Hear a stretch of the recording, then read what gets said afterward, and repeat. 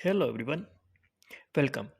You are watching the Life After CCI blog and I am working at CCIE Automation Lab Part 3. Today we will see a few examples such as how to create a backup of a device using the Python Telnet library and save backup in a separate file, read system hostname from a file, etc. So before process to the next, subscribe and comment your questions. This is the same script we already used in the part 1 and part 2. If you have not seen it, the link is in the description and you can see parts 1 and 2 before processing continue. So we are slowly improving our script and trying to understand the basic of Python. See parts 1 and 2 to understand why I used import statement, save output in a file, etc. Today, I improved the same script as above, as you can see, and this is a request to subscribe channel for regular updates. So in the weekly basis, I'm updating a very interesting video, and these videos are best for the CCNP and CCI level. And soon we will start the new video series for the extreme devices as well as. So let's continue. Today we are importing a new library such as the timer. So I use the import timer command here. The time str or the time string is a variable and tries to output as year, month, day, hours, minutes and seconds. I am now opening a host file where I have already saved the IP address of my switches. Here host is a variable and opens lab underscore inventory.txt is a file name and is a read-only file, as this R is showing as the read-only.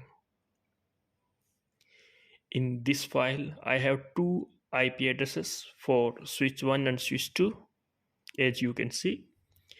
Be careful for any extra space in this file. Your script will be fail if you have any space after your IP addresses or at the end as a new line as this. We will improve this also in the further videos. So here I am using for loop.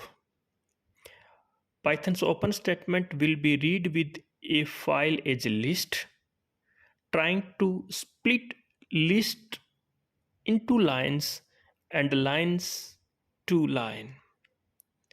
Also, I'm trying to read the first line first. It will go to the second line once this script completes, and after that trying to remove the list and read it as a string. This can be a slow process and will work one after another. You can do it faster, and this script can log in to multiple switches at once. We will check the same in other libraries. So we will see how a host name will be converted, and let me also enable time as well as. Let's check first and we will be disable it later. So this is for the demo purpose only. The username and password to connect the devices like here, and here I'm trying to connect a device and establish a telnet session or a socket.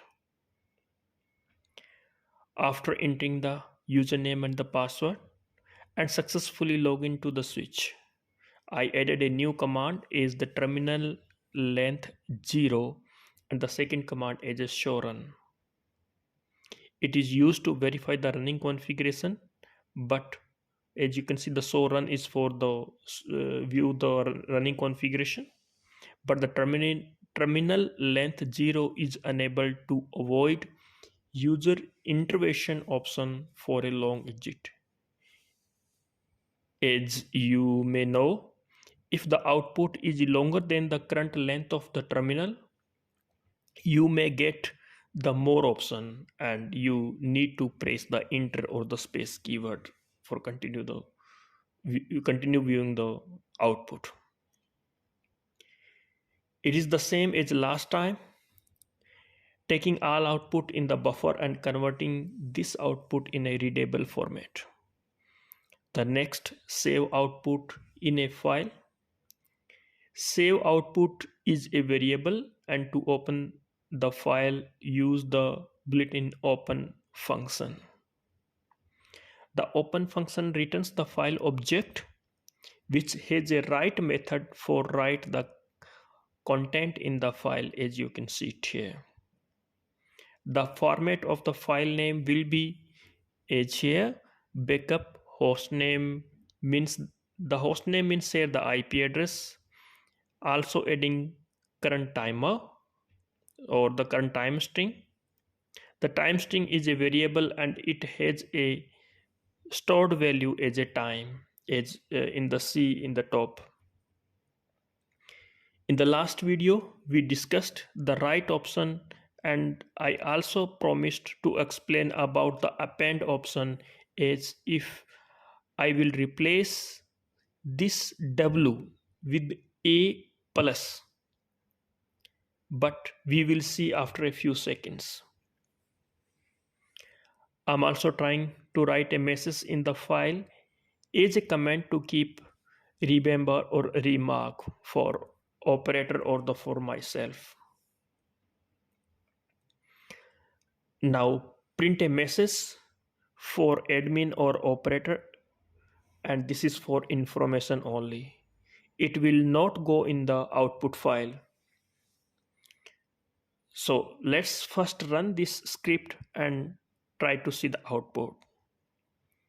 Wow, here is an output. The script runs on both switches one after one.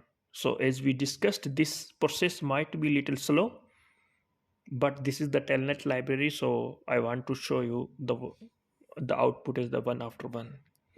You can see both print output is the time string and the host name. As a host name is an IP address of a switch and reading from a file. After login, you can see the terminal length 0 and show run commands is here in the script. Switch 1 output is here and switch 2 output is also here. Let's find it. Yeah, it is here.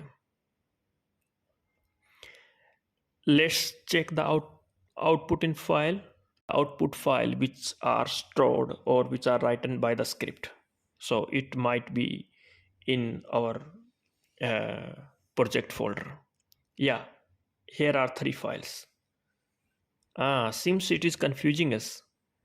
Let me delete all output files, but I am not deleting the lab underscore inventory text because this is the host file we saved and the main project file. Let's run this script again and check the output or the backup file again. So here 2 files are created. Again, is required for the switch 1 and switch 2. You can see here the IP address in the file name. Let me open a file. The first line is a remark with a timer. You can see the terminal length 0 and show run command and its output. At the end, this script is exit.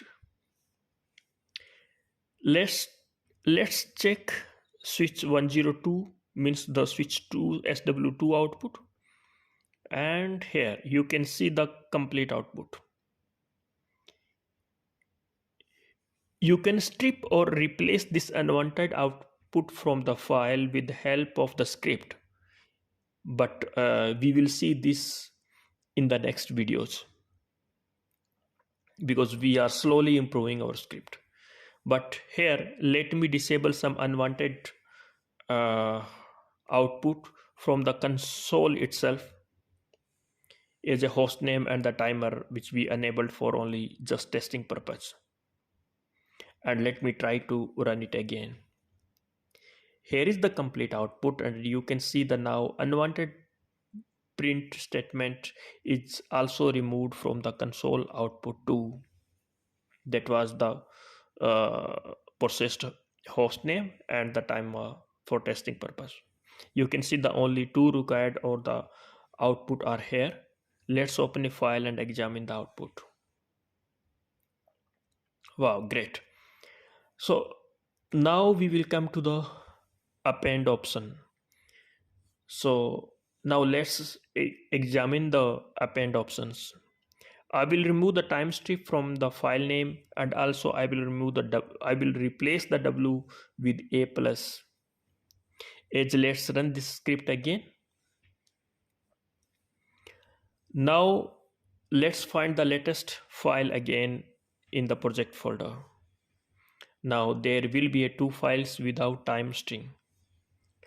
You can check it here. This output is only a single time and latest timer in the top line of output as a remarked. You can see it here. So let's run this script again and let's see, will it replace or will it append or what will happen with this file. You can see no new file created, but it is updated in the same file as. So check it here.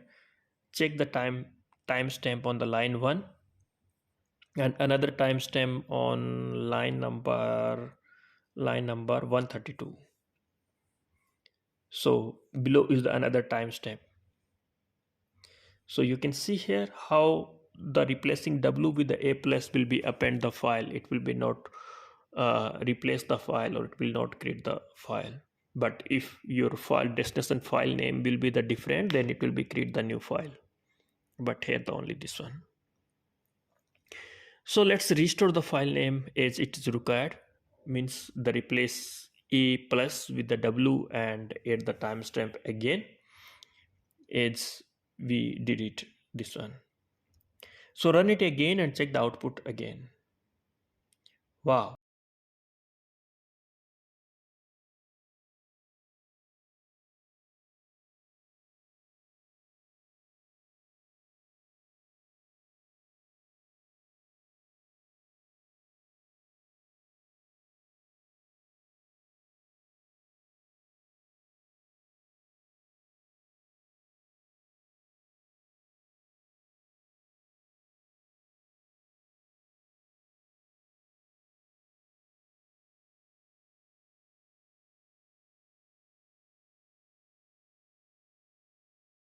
That's great. So hope it is useful for you for your CCIE or the CCNP journey. So it is a request, please subscribe, like and comment if you like. Next video we will continue with the get cell and Python script, and we will improve some more scripts. We will improve these scripts again little more, and then we will completely move on the get cell implementation with the CLI option. So thanks for watching. See you next time. Bye bye.